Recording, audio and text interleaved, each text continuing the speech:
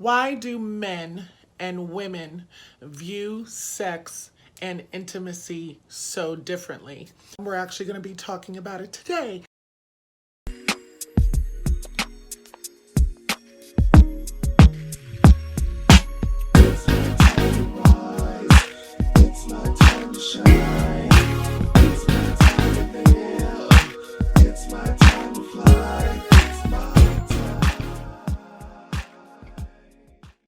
Hey you guys, hello, and welcome to episode number 2 of To Whom It May Concern with your host, Shaylin Joanna.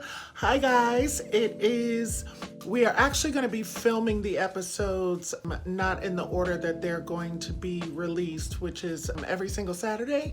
So the dates that they're being released are going to be a little bit different. It is a very cloudy day here in New York City, and the lighting is not the best, but it's better than it could have been. So I'm just really excited to be able to bring this second episode of To Whom It May Concern to you guys here, filming from my home in lovely Boogie Down Bronx. But before I do, I just want to thank the advisor or the contributing producer for this episode, and his name is Stephen Sullens, and I'll put his information below. He sent me a question via Facebook, and we're actually going to be talking about it today. So before we do, I just want to thank all of my subscribers, all of my supporters. Thank you. And if you like what you see and you like what you hear, I'm sorry, I'm a little allergic today. I'm having a little bit of a Benadryl day, so please forgive me if you don't like what you hear. But definitely, if you like what you see and you like what you hear, please continue to subscribe, to like, to share, and to comment down below, as you can also be a contributing producer to future episodes of To Whom It May Concern. Stephen Sullens sent me a message via Facebook Messenger and asked me a very simple question. Why do men and women view sex and intimacy so differently? And how can we break down all of these walls and make it easier for each other to communicate to each other? Which I thought was like a really cool, kind of very down to earth and really realistic type of a question that I've actually never seen addressed before. So I'm just gonna make it as simple as possible. Men and women are driven by different hormonal urges. The male hormone, or testosterone, is very pervasive. It is a sexual hormone. It is a aggressive hormone. It is a all-powering, all-knowing hormone that drives the male psyche, the big head and the other head. So the way that men see things is very uniquely male. And if we really understand it and break it down, that men are visual creatures. They are not led as intensely as we are by our emotions. They are led by their sight, and what they see and what they hear also is very, very important to them. Men are all about the auditory and the visual stimulation. So let's just put it that way. It's not that they're all about that, and I'm not putting all men into a category, because there's all different types of men from all different walks of life, and there's all different types of women and vice versa. So let's just talk about men. The way that men, in my opinion, view sex is a very animalistic way, and because their hormone, testosterone, is pushing them to these urges, they just really want to satisfy their urges. And it's not that they're doing it out of malice or anything of that nature. It's just like they gotta, fulfill their basic need as the one driven by the hormone testosterone. Estrogen, on the other hand, is a totally different hormone. Estrogen is more nurturing, more caring, more empathetic, more sympathetic. So women as a whole are much more emotional creatures. So what drives a woman sexually is going to be much more emotional, like romance, intimacy and things of that nature. So what we need to do is we need to break down two walls. We need to stop trying to understand each other as male and female. We got to break that away.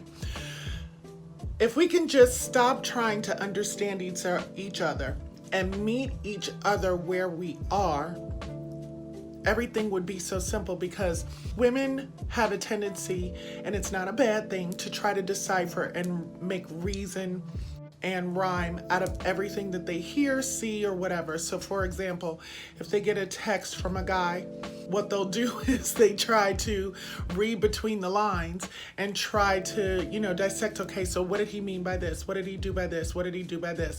And guys are very simple.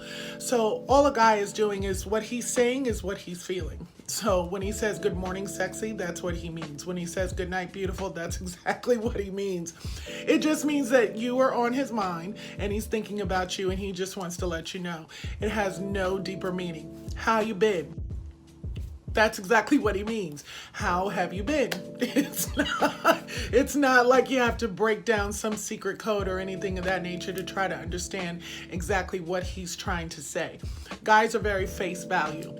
There isn't not to say that guys don't have feelings or anything of that nature, because they definitely do, but they guard them a lot because we live in a hyper-masculine society, and any sign of feelings or empathy or anything of that nature kind of takes away the validity of a guy's manhood in a sense. So, living in a hyper-masculine society, men are driven by the car that they drive, the money in their pocket, all of the visual things that they can see around them that's going to give them the validity in the world.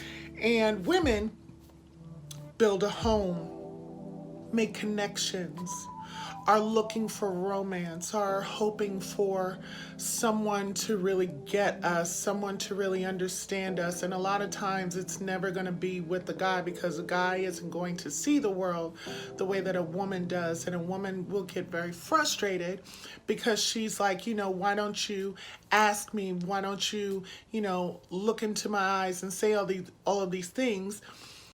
And we have to stop expecting each other to fulfill the needs that we want to fulfill ourselves. So for example, if you look at a guy and you say, I wonder why he won't do this, or I wonder why he hasn't said that, because you haven't had a verbal contract with him in the beginning to tell him exactly what your love languages are, or what drives you sexually, or what promotes your intimate moments and what is going to get you hot and steamy, because you're trying to let him kind of lead the way. And if a guy is given the direction to lead, a lot of times that's where the guy tends to let down the girl, and she's like, well, why didn't he do this? Why didn't you do that?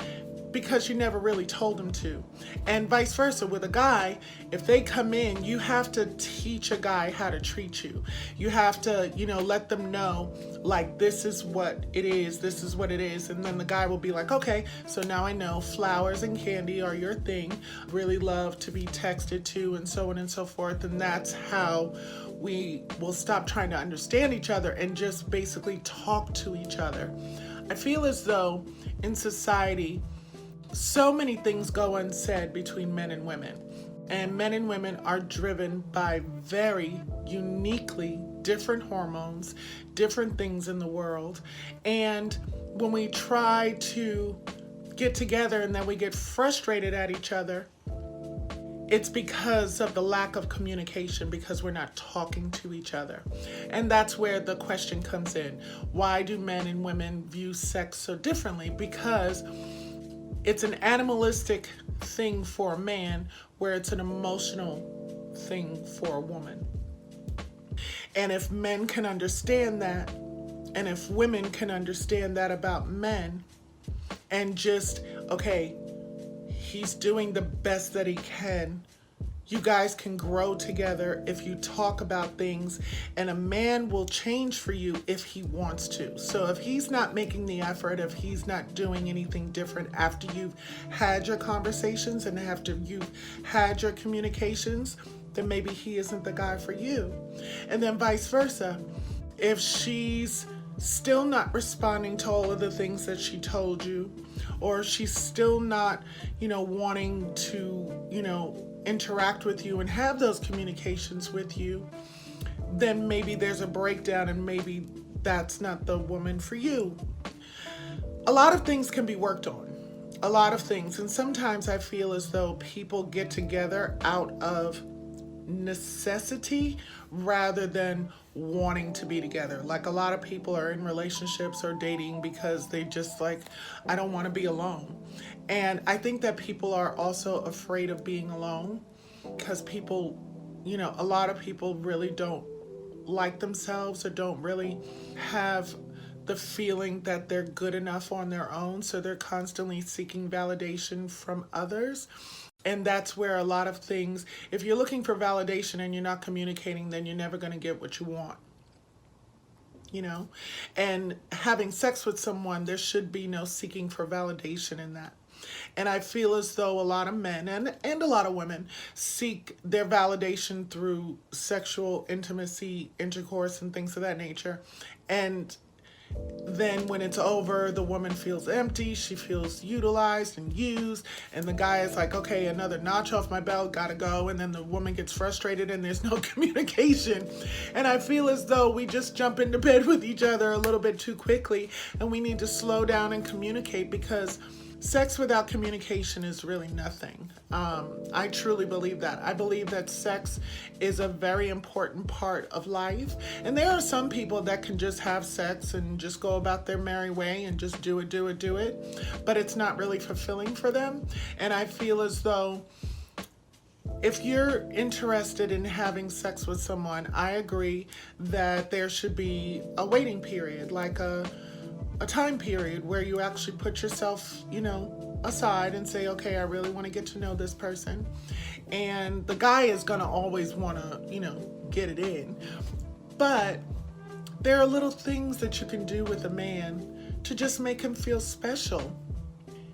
If a guy, so from a guy's point of view, if the guy is reaching out and if he's doing a little bit and you're giving a lot, he'll know that he never has to do more if you're automatically giving it up.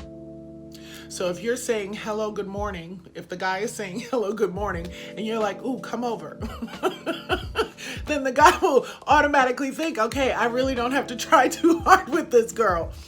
But if the guy is like, hello, good morning, and you're like, how are you? Then you start a conversation, then you're teaching the guy exactly how to treat you. And then when he gives you examples, okay, so what do you like to do for a date? Do not say his house. Do not say Netflix and chill. Say, hey, for my first date, a lovely picnic, a nice dinner, something of that nature. And then if the guy really wants you, he's going to do what you need to feel sexy and to feel beautiful, to where you let your guard down and you can allow him to then reap the benefits of every effort that he put in. But a guy will only put in as much effort as he is required to. Vice versa. If a woman is not holding herself on a pedestal and telling herself that she is the prize, and she's looking for validation in the littlest thing from a man, and then she gives it up and she's like, oh, I wonder why I'm still single.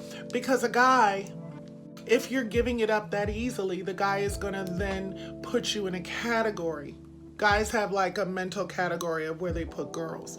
There are some women that they put in the girlfriend category. There are some women that they'll put in the wife category. And then there's some women that they'll put in the hookup category. And you just have to decide what type of woman and what category you want to be for you.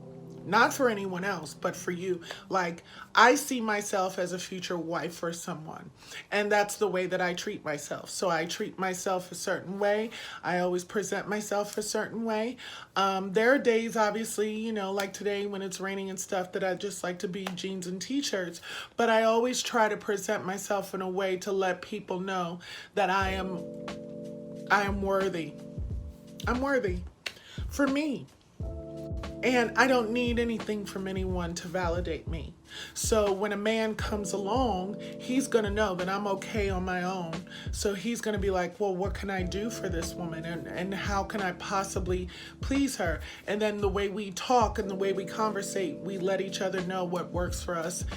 And with communication, sex is so much more intimate. Now, I know that this may seem like a lot of work. And nothing good comes easy. So I think good sex and good intimacy, good romance, and all of those good things, if it's really worth it, it's worth putting in the effort. Because like I said, nothing good comes easy. Never, never, never, never, never put all of your eggs in one basket and realize like you're putting all your faith and all your energy into that person and not into yourself. Don't give yourself away so easily. Keep yourself. This is your body. You're only given one. And it's up to you who you want to share it with, because when you're sharing yourself with someone, and when you're intimate with someone, a little piece of them is with you and a little piece of you is with them. And you want to be mindful of the energy that you're putting out into the world, and you want to be mindful of the energy that you're receiving. And you need to, this is just my opinion, just hold yourself on a different level and level up in your mind, and just realize that sex is wonderful. It's a natural, beautiful part of life. But without communication and connection, it's not as amazing as it could be. When you're looking into someone's eyes and they're looking back at yours, and there is an understanding there, and there has been communication, and you guys are on the same level, and he's put the work in, you've put the work in, and you put the work into each other, it can be unbelievably explosive. And sex is not a wham bam thank you ma'am to a woman. Sex is a timely act. It's a beautiful act. It's a sensual act. It's a lot of massaging, a lot of touching and things of that nature. It's not just, okay, bend over, let me do this. But if you don't tell a guy that, he's never gonna know, because the guy is thinking from an instinctual and animalistic hormone. So we just have to break down the walls. Stop trying to understand each other. It's okay that we don't understand each other. Stop dissecting each other and take each other for what we are. And if you mean something, then say something. If you say something, then mean something. No more games. Look, a year and 5 months locked up in our homes. Let's just try to be better and take down these barriers that we built up around ourselves. We're about to be free. The entire world is about to open up, and we don't want to make the same choices that we made in the past after the pandemic. We want to make different choices. We want to make better choices. We need to start listening to each other. And that's in every facet of life, but this is specifically when it comes to relationships, romance, sex, intimacy. Men and women are very, very different, but we're much more alike than not. We're all humans. We are all sexual creatures, but we are driven by two very different hormones. And these two very different hormones are going to push us in two different directions. But there is a happy medium. And once we just take down the barriers and start having these types of conversations, things will get better. I promise. And this is just one opinion from one girl here in New York City who's dated a lot of guys and has a lot of experience with men. And the reason that I know so much about men is because I actually talk to them and I listen to them. Because once you make them feel comfortable. They will tell you their deepest and darkest secrets, and they want to be heard. They want to be validated, but a lot of times they hold it in. But a man in your presence is much more willing to be vulnerable once you start the communication. And a lot of times guys just want to be asked the right questions, and you just have to ask them the right questions. Instead of how was your day, tell me about your day. Okay, so what happened in the morning, and who was this and who was that? Instead of just how was your day, okay, great, okay, bye. And there's no deeper conversation there. So that's all I say is, let's stop trying to understand each other. Realize that we may never be able to understand each other, but if we can just meet at the happy medium and communicate with each other, then we can start the healing and bring sex and love and intimacy in this world to a hugely, that's not even a word, to a bigger, higher level. I'm so silly today. I love you guys so much for listening to me. Thank you for listening. This was actually a really fun episode. Thank you to Stephen Sullens, for sending me this question. Thank you to Maison Lavender Mason, for the cover art for this episode. Thank you to Duval Gar, who is my amazing editor.